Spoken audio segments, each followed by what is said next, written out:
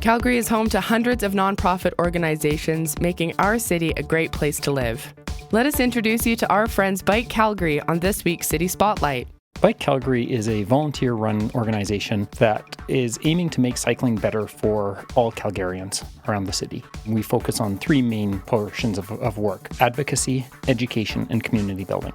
And so advocacy is really primarily working with the city, but also with community associations and other groups to help let the city know that we need budget for cycling infrastructure, help get good projects designed and built, make sure that the cyclists of Calgary are communicating what they need to the city. And we partner with community associations, figure out what they want to see in their communities, and let the city know what the community associations are looking for in terms of cycling infrastructure.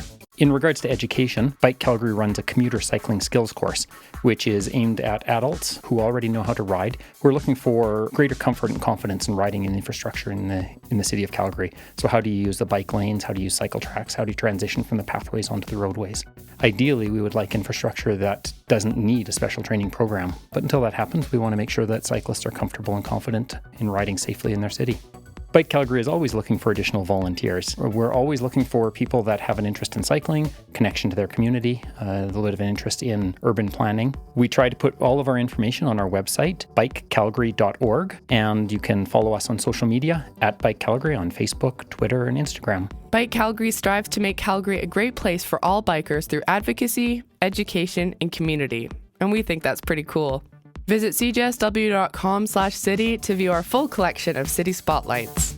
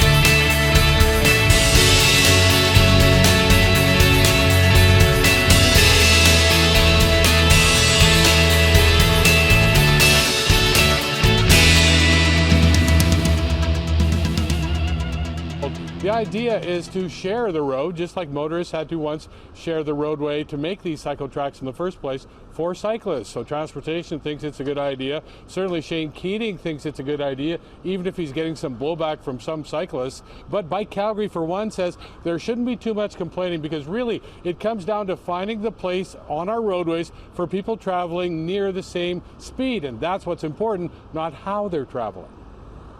We've already got infrastructure sidewalks that are for walking speeds, 3 to 10 kilometers an hour. We've got roadways for the sort of 40, 50 kilometer an hour range. What had been missing were the 20 to 30 kilometer an hour range that we see in cycle tracks. With that new infrastructure there that's been around for several years now, bikes can travel very conveniently without having to interact with pedestrians or with motor vehicles. But it's not just bikes that travel in that speed.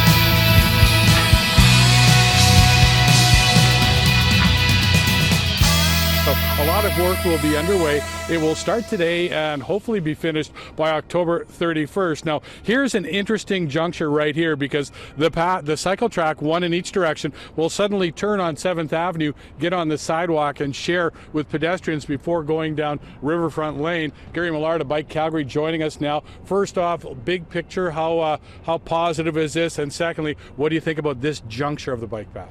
Certainly adding cycling infrastructure to the network is a great benefit for us, and increasing transportation options for Calgarians. We're happy with this project in general, absolutely. And then when you take it a step further, you don't necessarily like the two coming together here? Well, the reality is we've got to try and squeeze new cycling infrastructure into an existing road development. And so what's happening here is you're going to be putting cyclists right on the sidewalk with pedestrians. And that sort of mixing always complicates things a little. It takes people a while to figure out how to behave there. And so we hope it goes smoothly. We hope there's good signage and wayfinding. Ideally, it would be great to keep them separated. But in an existing space like this, we have to deal with what we've got. I guess that's the problem when you take existing space, existing roadways, and try to put new modes on that. Going forward, you would like to see the city maybe do a little better job of thinking ahead? Yeah, absolutely. When it comes to transportation engineering, we'd like it to be more than just car engineering. We'd like for the transportation engineers to make sure that they look at all modes of transport, and not just adding in cycling, but adding in scooters and adding in pedestrians. How important is it for cyclists not to just to get to work, but even on weekends, get a safe path through the river pathway system? Well, it's really important for people to be able to make transportation choices that are safe and accessible, no matter what that choice is and no matter who they are. So we want to see all ages and abilities accommodated for cycling, for walking, for driving, that sort of thing. And more, we're seeing that the downtown core, certainly in the East Village area, trying to turn it into a destination, a place to come to as opposed to a place to drive through.